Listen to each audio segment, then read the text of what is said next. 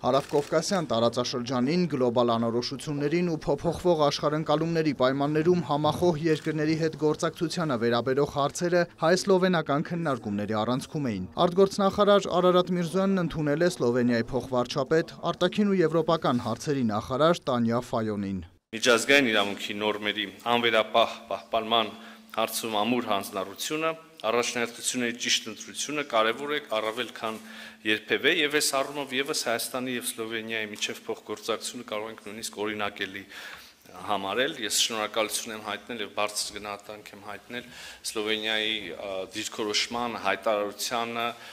կապված Հայաստանի եւ Ադրբեջանի միջև խաղաղության համաձայնագրի տեքստի համաձայնեցման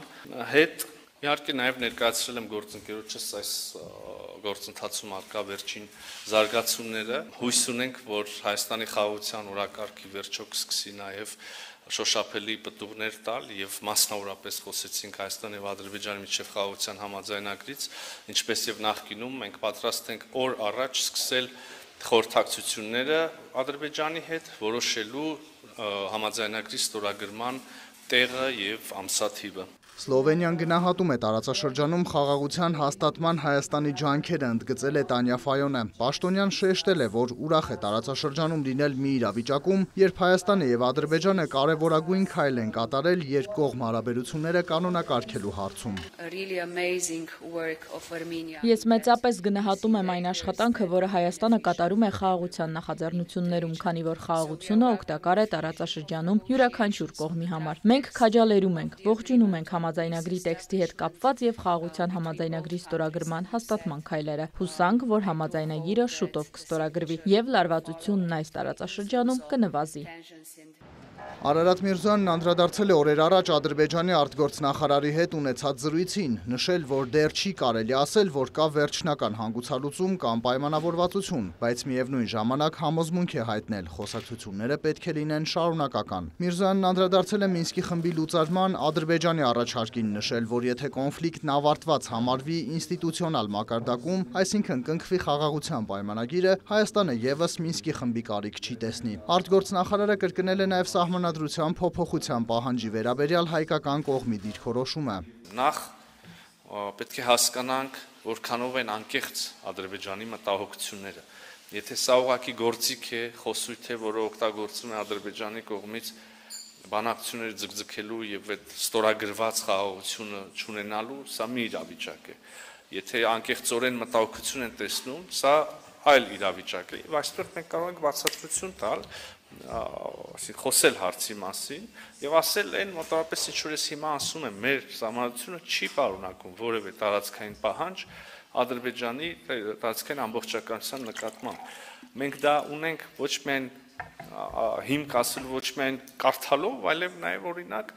նայելով, թե ինչպիսի դիրքորոշում ունի աշխարհում միակ իրավասու այդ իրավունքով օժտված